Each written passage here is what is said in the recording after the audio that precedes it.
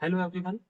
दोस्तों, आज का वीडियो आपके लिए बहुत महत्वपूर्ण होने जा रहा है। आप किसी भी विश्वविद्यालय से B Ed, M Ed, BA education, MA education या सीबीएसई की, एनसीईआरटी की शिक्षा शास्त्र की क्लास पढ़ने जा रहे हैं एजुकेशन की। उसमें सबसे पहला टॉपिक शिक्षा का अर्थ का आता है। उस दृष्टि से ये वीडियो बहुत ही महत्वपूर्ण है। सबसे पहला टॉपिक है और ये किसी न किसी रूप में आपके एग्जाम में जरूर आ जाए। आज के वीडियो में हम अध्ययन करेंगे कि शिक्षा का जो शब्द है इसकी उत्पत्ति कैसे हुई है, किस किस भाषा से निकला है, शिक्षा का संकुचित अर्थ क्या है, शिक्षा का व्यापक अर्थ क्या है, शिक्षा का वास्तविक अर्थ क्या है, और इसके बाद हम देखेंगे शिक्षा हमारे लिए किस प्रकार उपयोगी है, और सबसे अंत में देखेंगे शिक्षा की परिभाषाएं। विभिन्न विद्वानों ने अलग अलग अपने अपने तरीके से शिक्षा को अपनी परिभाषाओं में बांधने का प्रयास किया है, तो कुछ महत्वपूर्ण परिभाषाएं भी इसके अंदर मिलेंगी। तो पूरा वीडियो कंप्लीट इस टॉपिक से संबंधित है और आपका एक लॉन्ग क्वेश्चन और शॉर्ट क्वेश्चन सभी इसमें से हो जाएगी। तो 1-2 मिनट देखने से कुछ नहीं होगा, बिना स्किप किए हुए एक क्लासरूम टीचिंग का आपको पूरा अनुभव मिलेगा।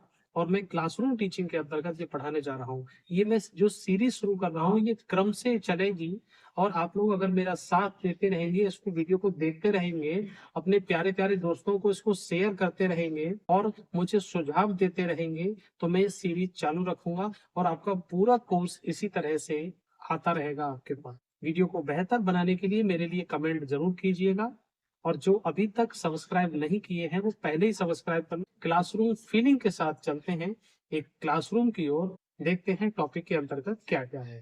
तो चलिए, क्लासरूम।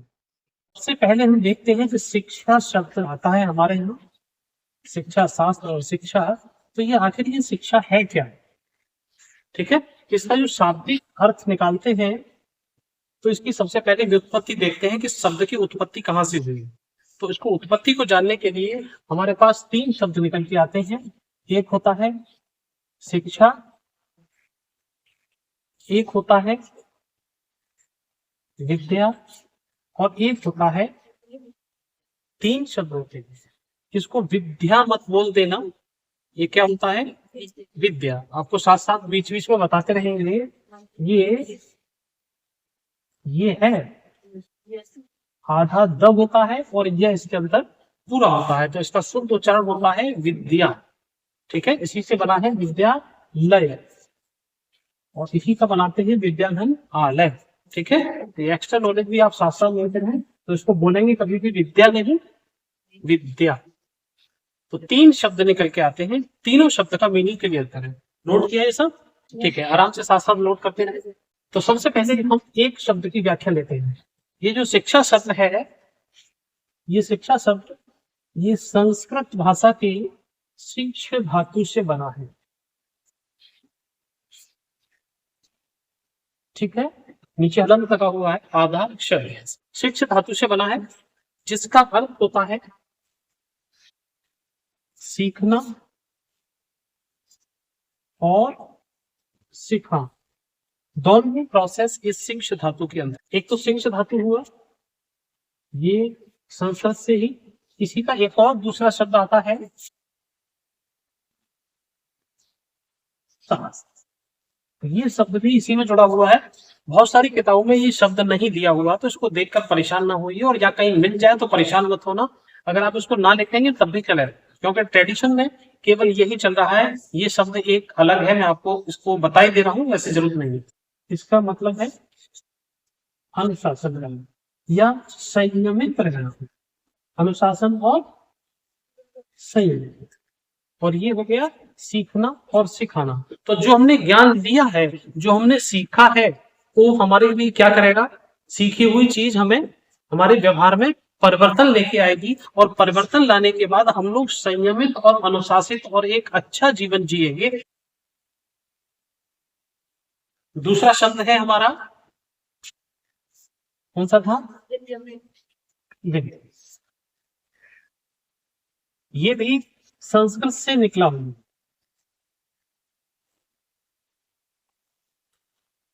ये संस्कृत से के विद धातु से निकला है। विद धातु का मतलब क्या होता है? ज्ञान। और इसी में हम एक शब्द में अभी एक्स्ट्रा जोड़ रहा हूँ अपनी ओर से, क्या जोड़ते हैं, वान, तो क्या बन जाता है, विद्वान। क्या बनता है हमारे पास शब्द, विद्वान। तो विद्वान का मतलब क्या हुआ, जिसके पास ज्ञान है, वो ज्ञानवान या ज्ञान वाला। तो सीधा सा मतलब हो गया, जो चीज हमारे ज्ञान से, हमारे सीखने सिखाने से संबंधित है, वो क्या हो गई हमारी विद्या। तो विद्या शब्द संस्कृत भाषा के विद से निकला, इसी से विद्वान बना है और इसी से विद्या बना है। तो ये ज्ञान और ज्ञान का सीखने सिखाने की पूरी प्रक्रिया। अब आते हैं जी किसके, इंग्लिश मीनिंग पर। इंग्लिश में क्या है इसका मीनिंग, एजुकेशन का मतलब शिक्षा। अब शिक्षा शब्द, ये जो एजुकेशन शब्द है इंग्लिश का, ये भी जैसे हिंदी के शब्द संस्कृत से निकल के आए हैं, उसी तरह से हमारी इंग्लिश के लगभग सभी शब्द कहां से निकल के आए हैं, लैटिन भाषा से। लैटिन भाषा से क्या निकला है सर, एजुकेटम, एजुकेटर, ठीक है। इसका मतलब क्या हुआ, इसका मतलब भी वही है, सीखना और सीखना। बहुत सरल टॉपिक है, बहुत अच्छा टॉपिक है, और ये लंबे समय तक आपको काम देगा। आप पूरी बीएड करेंगे, डीएलएड कर रहे हो, बीटीसी कर रहे हो, हर एक के लिए ये काम का है। 12th में भी है, एनसीईआरटी में भी शिक्षा शास्त्र है, वहां पर भी ये काम है। तो एजुकेटर से बना है। अब एजुकेटर शब्द हमारा, ये एक और शब्द आता है उनसे बना हुआ है, ये भी ई है एक, और एक है ई और क्यू को। ई का मतलब होता है बाहर निकलना और विकसित करना, बाहर निकालना, विकसित करना। अब इस चीज को थोड़ा सा आप समझ लीजिए, यहाँ तक तो आपको क्लियर हो रहा है कि सीखने और सिखाने का सिलसिला चल रहा है, तो वो शिक्षा है। अभी इसके शाब्दिक अर्थ चल रहा है, इसके संकुचित अर्थ पर, इसके व्यापक अर्थ पर और इसके वास्तविक अर्थ पर पहुंचेंगे, ठीक है। तो बाहर निकालना और विकसित करना एक विवेकानंद जी की डेफिनेशन है, और वो डेफिनेशन यहाँ बताती है हमको कि सब कुछ हमारे माइंड में पहले से ही निहित है, मौजूद है, ठीक है। बस हमको उसको निकालना है, और निकालना है और उसको विकसित करना है, या पोषण देना है। जैसे आप इस समय बैठे हुए हैं क्लास में, क्लास चल रही है, मैं आपको पढ़ा रहा हूँ, बता रहा हूँ, आप खुद ही समझ रहे हैं, मैं तो केवल ये कंसेप्ट समझा रहा हूँ, समझ तो आप खुद रहे। तो इसका मतलब क्या है, माइंड के अंदर सब चीजें पहले से मौजूद हैं, बस मैंने थोड़ा सा उनको जगा दिया, हिला दिया, बाहर कर दिया, विकसित कर दिया, आपके समझ में आ गया, आपको पता चल गया कि मेरे पास ये तो नॉलेज है, ये तो मेरी समझ में आ गया, आगे एजुकेशन इससे ऐसे करके बना, तुरंत समझ में आ गया। तो यहाँ विवेकानंद की डेफिनेशन बिल्कुल सही साबित होती है। यहाँ तक क्लियर हुआ। ये जो एजुकेशन वर्ड है, ये फिर यहाँ दो शब्द से मिलकर बना, एक है एडुकेयर और दूसरा है एडुसियर। थोड़ा सा स्पेलिंग में अंतर है, यहाँ पर ए है और यहाँ पर ई है। इसका मतलब होता है टू नरिश,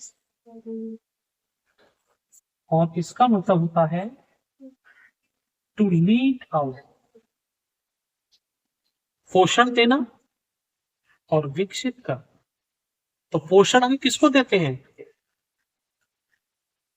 हम किसी पेड़ को खाद और पानी देते हैं तो क्या बोलते हैं हम लोग, पोषण दे रहे हैं। तो जब वो जीवित है तभी तो दे रहे हैं। किसी मृत पेड़ को, सूखे पेड़ को तो नहीं दे सकते ना, सूखे पेड़ में आप कितना भी पानी डालिए वह काम नहीं करेगा ना। वही सेम कंडीशन यहाँ इंप्लाई होती है कि आपको पोषण दिया जा रहा है, आपके माइंड को पोषण दिया जा रहा है, किसके द्वारा, शिक्षा के द्वारा। आपका माइंड विकसित हो रहा है और आप क्या कर रहे हैं, विकसित हो रहे हैं, बड़े हो रहे हैं, लीड आउट है, आपके माइंड से अंदर से सब चीजें निकाली जा रही है। तो सारी चीजें यहाँ पर कहाँ पर है, उस डेफिनेशन को देखिएगा। आपकी बुक में सब, कोई भी किताब हो किसी भी राइटर की, तो सब जगह आपको मिलेगा उसके अंदर। शिक्षा उस परिपूर्णता का प्रदर्शन है। विवेकानंद ने कहा है कि शिक्षा उस परिपूर्णता का प्रदर्शन है जो मनुष्य में पहले से ही विद्यमान है, उस परिपूर्णता का प्रदर्शन है जो पहले से ही विद्यमान है। अब इसको नोट नहीं करो, किताब में सब मिल जाएंगे, आप कुछ नहीं नोट करो, सब है, केवल समझते रहो। उस परिपूर्णता का प्रदर्शन है। परिपूर्णता कहाँ है? अपने माइंड में। करेंगे क्या हम?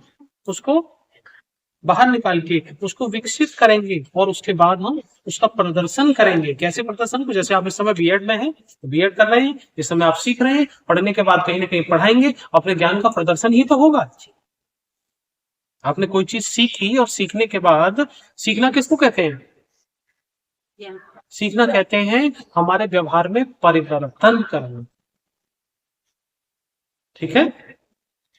परिवर्तन कैसा? किसी भी तरह का। सपोज कोई भी काम जो आपको बिल्कुल नहीं आता, उस काम को आपने किसी को देखा या किसी ने बताया, आपने सीखा, और सीखने के बाद आप उसको काम को करने लग गए, तो आपके व्यवहार में परिवर्तन हुआ। जो काम पहले आपको नहीं आता था, अब आप करने लग गए, तो ये व्यवहार में चेंज आ गया ना। तो ये व्यवहार का परिवर्तन ही क्या है? सीखना। और अपने ज्ञान को किसी दूसरे को देना, ये है सिखाना। और सिखाने के लिए और सीखने के लिए ही पूरा बीएड का कार्यक्रम है, पूरा टीचिंग का कार्यक्रम है। इन्हीं दो शब्दों पर एजुकेशन का सारा प्रोसेस चल रहा है। तो ये दोनों चीज, सारी चीजें क्लियर हो चुकी हैं विवेकानंद की परिभाषा के सही। अब आते हैं शिक्षा के संकुचित अर्थ पर। संकुचित अर्थ का मतलब नैरोअर मीनिंग। संकुचित अर्थ के अंतर्गत क्या आ जाएगा? शिक्षा क्या है? जैसा कि कल हम समझा रहे थे, शिक्षा क्या है? ज्ञान है। किसी ने कुछ बताया, किसी ने कुछ बताया, तो शिक्षा का नैरो मीनिंग आजकल जो समाज में, अब तो खैर सब पढ़े लिखे हैं, पहले जो लोग हुआ करते थे उनको दो वर्गों में बांट रखा था, शिक्षित, अशिक्षित। तो शिक्षा की जो मीनिंग था उनके समय में वो ये था कि जो विद्यालय चला गया है वो शिक्षित हो गया, और जो विद्यालय नहीं गया है वो अशिक्षित है। तो यहाँ भी वही सेम मीनिंग संकुचित वाला है कि जो व्यक्ति विद्यालय जा चुका है, मतलब विद्यालय की चार दीवारी में बैठ के पढ़ रहा है, जिसका एक निश्चित सिलेबस है, निश्चित समय है, निश्चित अवधि है, एग्जाम होंगे, आपको एक सर्टिफिकेट मिल जाएगा, बस आप हो गए ज्ञानवान, हो गए आप शिक्षित। अब आपके अंदर गुण कितने आ गए, इससे इसको कोई मतलब नहीं है। यह मीनिंग किस चीज के लिए है? संकुचित अर्थ के लिए केवल उतना मीनिंग है कि आप लिमिटेड पढ़ाई करें। नैरोर है ही नैरो।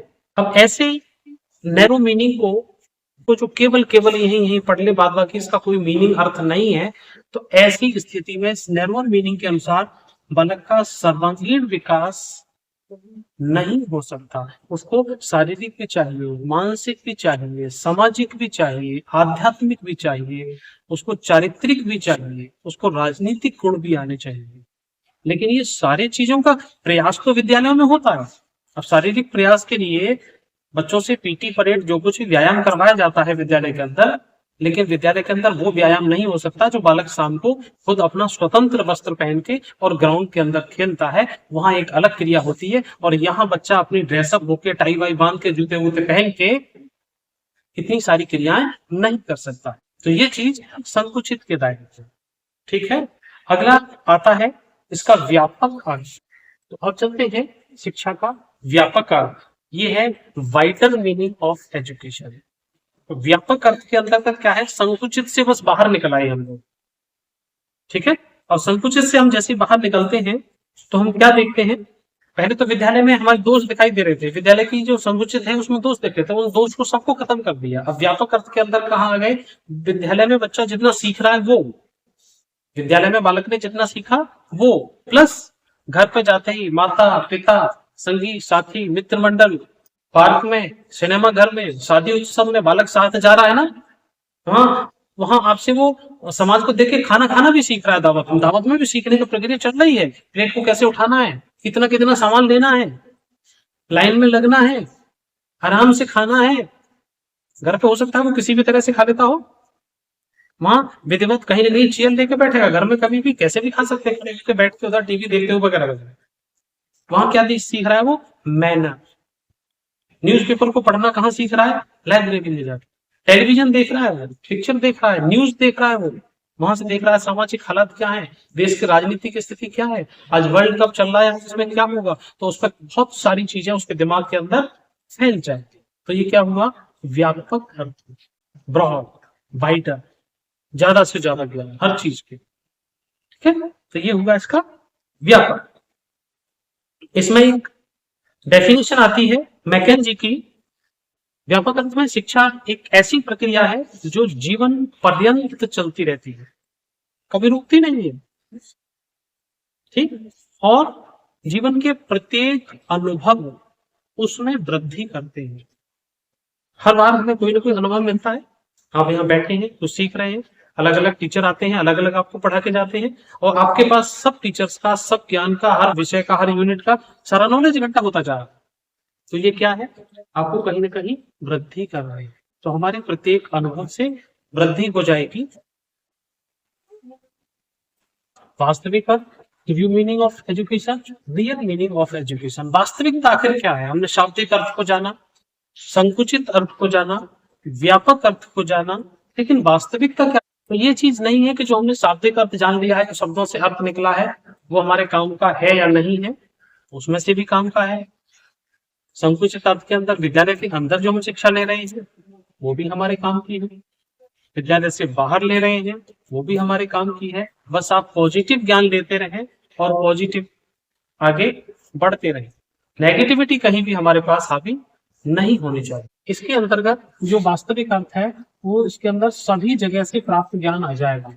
अब इसमें पहले जो होता था वो बालक सीख रहा है, यहाँ बालक की रुचियां,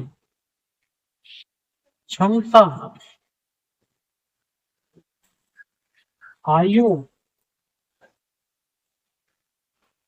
और योग्यता, इन सबके अनुसार उसको ज्ञान दिया जाए। ठीक है, अब बच्चे का इंटरेस्ट नहीं है सर बायोलॉजी पढ़ने का, वो तो मैथ पढ़ेगा, स्वतंत्रता मिल गई तो उसका अपने आप विकास होगा यहाँ पे। ठीक है, बच्चे की क्षमता है ज्यादा काम करने की, उससे कम काम दिया जा रहा है। एक बहुत टैलेंटेड बच्चा हो और उसको सिंपल से सवाल दे दिए जाए कि ये काम कर लेना, वो तो क्लास में बैठ के 2 मिनट में निपटा देता है। तो उसकी क्षमता के अनुसार उसको काम दिया जाए। उसकी आयु, अब बालक तो है 5 साल का और उसको कहो कि 10th वाले आर्किमिडीज का सिद्धांत को तैयार कर, और उसका आंशिक भाग तो समझ लेगा वो, माना मैंने, लेकिन उसको पूरे महारत उसमें हासिल नहीं हो सकता है। ठीक है, बालक की योग्यता, इन सब चीजों के आधार पर जब हम शिक्षा देते हैं, और इन सब के आधार पर हम कब देंगे शिक्षा? जब शिक्षा हमारी होगी बाल केंद्रित शिक्षा, चाइल्ड सेंटर्ड एजुकेशन, बाल केंद्रित शिक्षा। जब बालक को महत्व दिया जाएगा, तो बालक क्लास के अंदर बैठा हुआ है, क्लास के अंदर बालक बैठा हुआ, बालक को प्यास लगी हुई है और बालक सोच रहा है कि कब पीरियड खत्म हो और मैं जाऊं, तो मन और ध्यान कहाँ है उसका? पानी पर। तो ये रुचि, क्षमता, योग्यता, उसकी आवश्यकता, इन सबको ध्यान में रखे। प्रकृतिवादी हमें यही सिखाता है। तो अगर बालक का मन कर रहा है कि थोड़ी देर में टहल के आता हूँ, 5 मिनट तब बैठ के पढ़ूंगा, तो उसको टहलने जाना देना चाहिए। लेकिन स्वतंत्रता इतनी नहीं कि बालक को भेजा तो टहलने के लिए, 3.5 घंटे तक वापस ही नहीं आया, वो वापस आना चाहिए टाइम से, पानी पी के फ्रेश होके बिल्कुल माइंड से बैठे। अब नींद आते हुए बच्चे को कुछ खिला सकते हो आप, पिला सकते हो आप, उसको पढ़ा सकते हो, कुछ याद करवा सकते हो। इसीलिए क्या कहते हैं कि सुबह सुबह का समय याद करने के लिए बहुत अच्छा होता है ना? और आप लोग याद भी करते होंगे सुबह सुबह सब। आज हमने ये टॉपिक याद किया, ये टॉपिक याद किया। कभी रात को 10 बजे और 11 बजे पूरा एग्जॉस्ट होने के बाद, थकने के बाद अब बैठे हैं कि मैं ये टिपिकल टॉपिक याद कर लूं, हो ही नहीं सकता, जाएगा नहीं दिमाग के अंदर। इसीलिए शांत मन में सारी शिक्षाएं ली जाए। शिक्षा का आधार, ये आपकी कॉपी में जैसा मैं डायग्राम बना रहा हूँ ना, ये जरूर बना के आना, बहुत अच्छे पॉइंट देगा, इसको आराम से बनाना धीरे धीरे। ये हुआ शिक्षा का अर्थ हमारा सीखना, और क्या था? सिखाना। और क्या लिया हमने? विकसित करना। ठीक है, बाहर निकालना, बाहर निकले हुए ज्ञान को संवर्धन करना।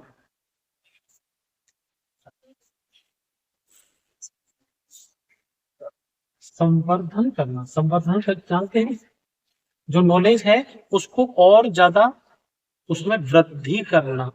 ऐसा नहीं है कि आपने जितना सीख लिया उतना पर्याप्त हो गया, परफेक्ट हो गया। ज्ञान कभी भी पूर्ण नहीं होता, वो सीखने का सिलसिला जारी रहता है। तो ये संवर्धन करने का भी काम यहाँ रहे। आगे बढ़ना,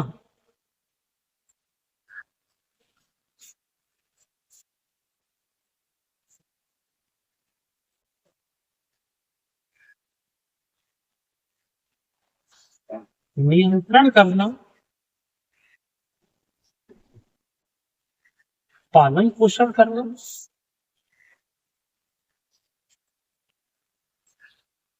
और शिक्षित करना। तो शिक्षा के अंदर हमारे पास कितने आ गए? सीखना, सिखाना, विकसित करना, बाहर निकालना, संवर्धन करना, इंगेजमेंट, आगे बढ़ाना, जो चीज है नियंत्रण रखना, कंट्रोलिंग पावर सबसे बड़ी है। जब आप किसी चीज को, ज्ञान को कंट्रोल अपने अधीन रखेंगे तब तक वो ठीक है, नहीं तो उपद्रवी रूप ले जाएगा। ठीक है, शिक्षित करना और पालन पोषण। पालन पोषण का मतलब खान पान से नहीं है, जो ज्ञान मिला हुआ है उस विद्या को अभ्यास कर करके उसके ज्ञान को और आगे शार्प बना, ये हुआ पालन। ये बोर्ड साफ नहीं आ रहा है, क्लास को चेंज करवाएंगे यहाँ से। रिकॉर्डिंग बिल्कुल अच्छी नहीं आ रही है और इस बोर्ड की वजह से पूरा वीडियो साफ नहीं आएगा। व्हाइट वाले को चाहिए, व्हाइट टैबलेट। देखिए शिक्षा क्या है? शिक्षा एक प्रकाश पुंज है। शिक्षा प्रकाश का एक पुंज है। ठीक है, हमारे लिए क्या काम करती है? ज्ञान दिखाती है, ज्ञान रास्ता दिखाता है। ये देखा ना, बिना पढ़े लिखे लोग बेचारे ज्ञान के अभाव में जरा सी कोई परिस्थिति आ जाए घबरा जाते हैं, और पढ़ा लिखा समझदार आदमी क्या करता है? उसी परिस्थिति को अपने ज्ञान के तरीके से और विधिवत तरीके से हैंडल करता है, देखता है इस परिस्थिति का सामना, समाधान किस तरह से किया जाए कि मैं परेशान ना हूं और कम से कम समय में जल्दी समाधान हो जाए। ठीक है, तो ये प्रकाश का पुंज है। शिक्षा अभिवृद्धि है, मतलब वृद्धि में भी वृद्धि चलती रहती है। शिक्षा हमारी अंतः शक्तियां जो होती हैं,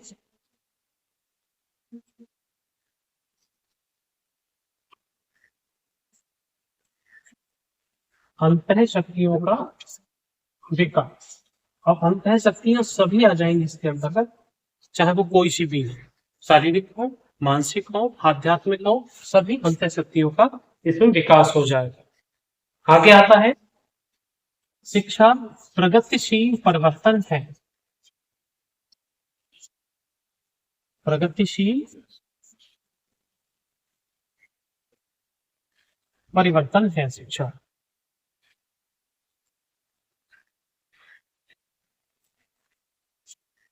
ये सर्वांगीण विकास ही शिक्षा है। बालक को शिक्षित कब माना जाएगा? जब उसका सर्वांगीण विकास हो। एक पक्ष के विकास से उसको हम शिक्षित और नहीं मानेंगे। आगे आता है हमारी संस्कृति है, उसका हस्तांतरण भी होना चाहिए। संस्कृति का हस्तांतरण, हस्तांतरण भी हो और साथ में संरक्षण भी होना चाहिए। हमारी पुरानी बहुत सारी धरोहर हैं, विरासतें हैं, इमारतें हैं, उन सबको हमें संभाल के भी तो रखना है। और ये हमारे अनुभवों का संगठन है।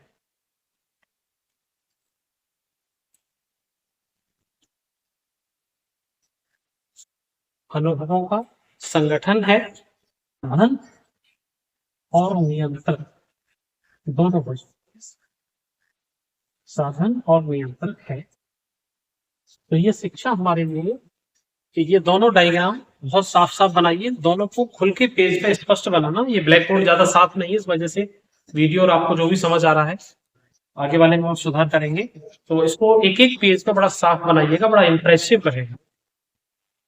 ठीक है, और इसके बाद अभी आपने देखा कि शिक्षा का शाब्दिक अर्थ, संकुचित अर्थ, व्यापक अर्थ और उसका वास्तविक अर्थ, और उसके बाद ये दो डायग्राम के माध्यम से मैंने शिक्षा क्या है इसको समझाया है। और इसके बाद अब चलते हैं शिक्षा की परिभाषा की। ठीक है, आपके पास जो भी बुक है उस बुक में से परिभाषा देखिए, बाकी मैं समझा रहा हूँ, दिखा रहा हूँ, देख रहा हूँ। तो मेरे प्यारे छात्रों, यहाँ तक आपने देखा शिक्षा शब्द की उत्पत्ति कैसे हुई है, शिक्षा का संकुचित अर्थ क्या है, शिक्षा का व्यापक अर्थ क्या है और वास्तविक अर्थ क्या है। और अब हम चलते हैं परिभाषाओं की ओर, और बीच में एक लाइक जरूर बनता है और शेयर भी कीजिए। वीडियो में अगर आपको कुछ लग रहा है कि सुधार करना है तो इसमें कमेंट जरूर कीजिए। आपके कमेंट मेरे लिए मोटिवेशन का काम करेंगे और अगला वीडियो आपको और बेहतर मिलेगा। और बेल आइकन पर प्रेस करना मत भूलिएगा, ताकि मेरे सभी वीडियो समय से मिलते रहे। मैं कोशिश करूंगा कि ये सीरीज चलती रहे और रोजाना आपको एक वीडियो मिलता रहे। तो इसके लिए आपका भी भरपूर मुझे सहयोग चाहिए और मुझे उम्मीद है कि आपसे मिलता है। चलिए परिभाषाओं की ओर। पहली परिभाषा है शंकराचार्य के अनुसार, सा विद्या या विमुक्तये, विद्या वह है जो मुक्ति दिलाए। दूसरी परिभाषा है महत्वपूर्ण, महात्मा गांधी के अनुसार कि शिक्षा से मेरा अभिप्राय बालक और मनुष्य के शरीर, मन और आत्मा के सर्वांगीण और सर्वोत्तम विकास से है।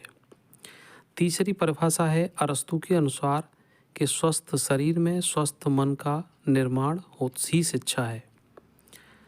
चौथी परिभाषा है हर्बर्ट स्पेंसर के अनुसार, शिक्षा का अर्थ अंतः शक्तियों का बाह्य जीवन से समन्वय स्थापित करना है। और भी परिभाषाएं आपकी जो भी बुक हैं उनमें से आप देखिए और लिखिए। धन्यवाद।